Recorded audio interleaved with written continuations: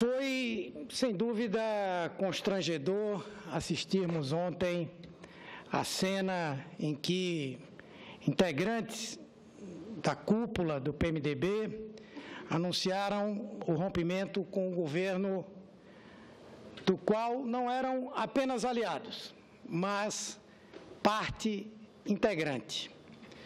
Não quero atribuir isso diretamente ao partido, que tem uma larga trajetória e várias tendências internas, entre as quais muitas contrárias à decisão tomada, como atesta a ausência de alguns diretórios no encontro de ontem e as falas responsáveis e consequentes de muitos dos seus integrantes.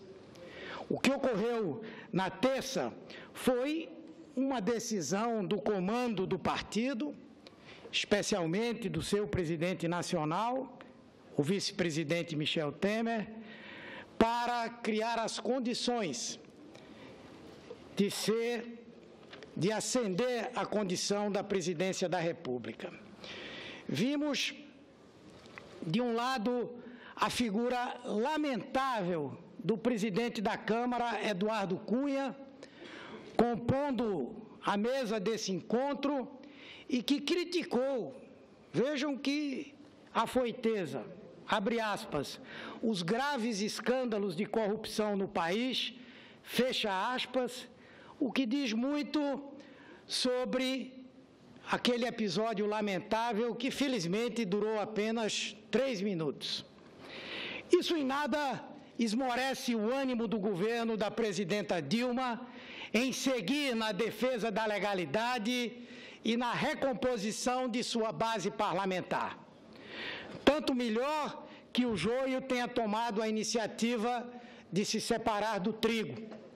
Vamos continuar dialogando abertamente com vários integrantes do partido que, tendo suas críticas ao governo e propondo correção de rumos urgentes, guardam responsabilidade com o país e com a manutenção da ordem democrática pela qual o PMDB tanto lutou.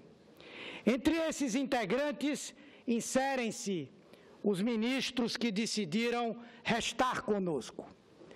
Com os que se encastelaram na estrutura orgânica do partido, não nos interessa mais o diálogo. Então, buscaremos ampliar a conversa com os que se recusam a ingressar nessa quartelada civil empreendida pela oposição, pelos grandes meios de comunicação do Brasil e por parte do comando do partido. E, portanto, faremos esse diálogo seletivo. O Palácio do Planalto espera ansiosamente que aqueles parlamentares de discursos tão inflamados e extremamente determinados a abandonar o governo, especialmente lá na Câmara dos Deputados, passem agora para devolver os quase 600 cargos de que dispõe na estrutura federal, em coerência com a proposta de não contribuir mais com a nossa administração.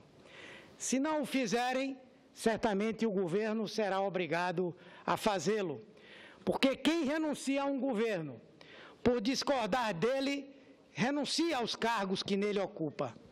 É uma premissa básica que o vice-presidente da República deveria levar seriamente em conta.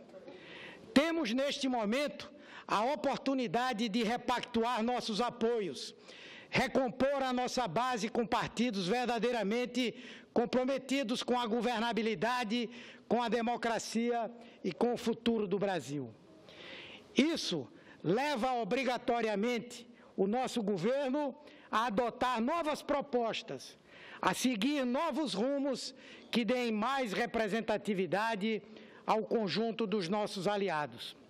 Felizmente, o cenário de hoje nos mostra ainda mais distantes do projeto que representava o chamado Uma Ponte para o Futuro, que tive a oportunidade de hoje na televisão discutir de forma bastante elevada com o presidente da Fundação Ulisses Guimarães Franco, o Wellington Moreira Franco, nosso companheiro, e que entendo que esse programa pretendia reinstaurar o neoliberalismo no Brasil.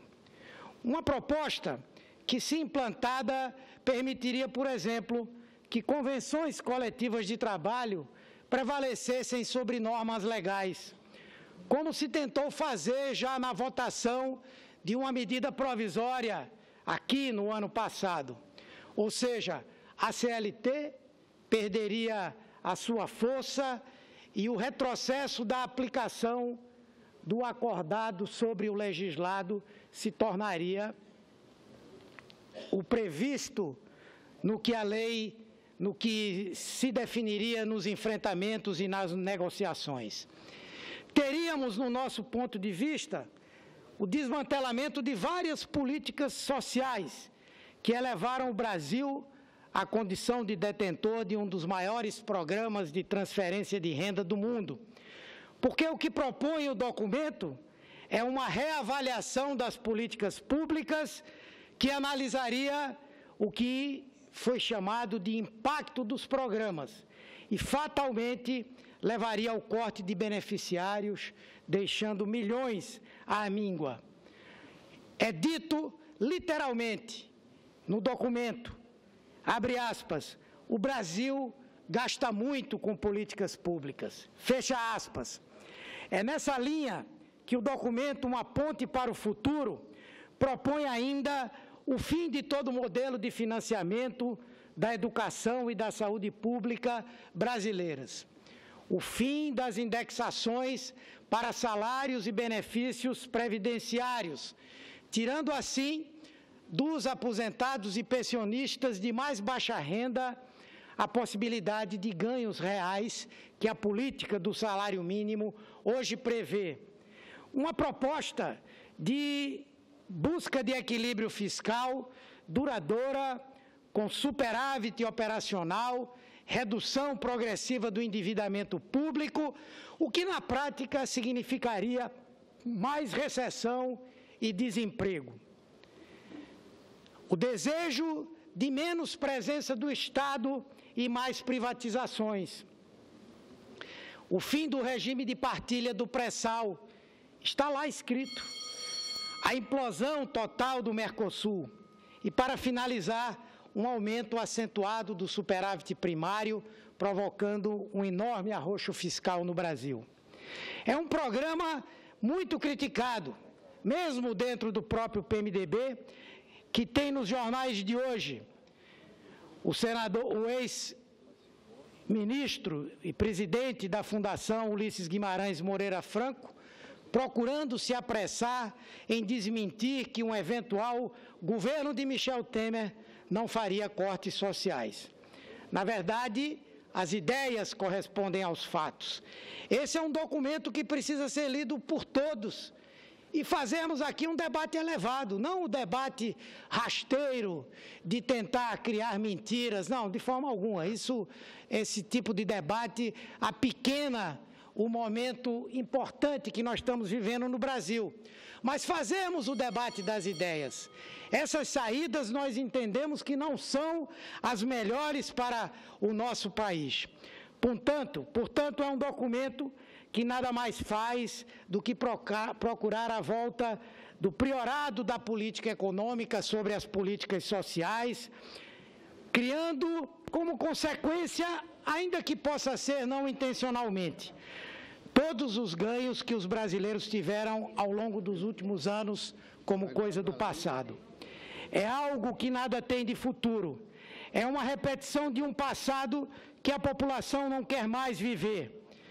Para citar Cazuza, representa um museu de grandes novidades. De forma que, ao nos apartarmos de propostas distoantes do nosso projeto, de um projeto que tirou o Brasil de um secular atraso, nós depuramos nosso campo e podemos avançar com mais tranquilidade sobre uma pauta que é a nossa. Vou concluir, senhor presidente.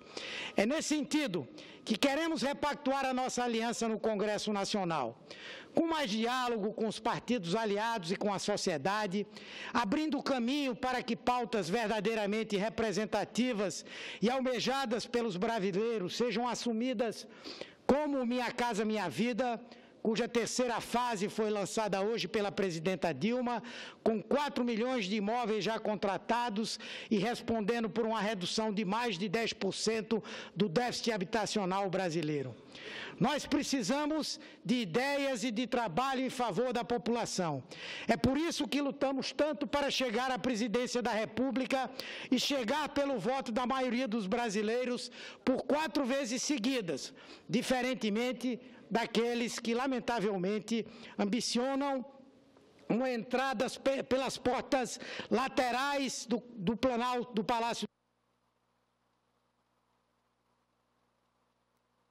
para usar o cargo mais alto da República em proveito de interesses menores e pela criação de uma república que o Brasil não deseja mais vivenciar. Muito obrigado pela tolerância, senhor presidente.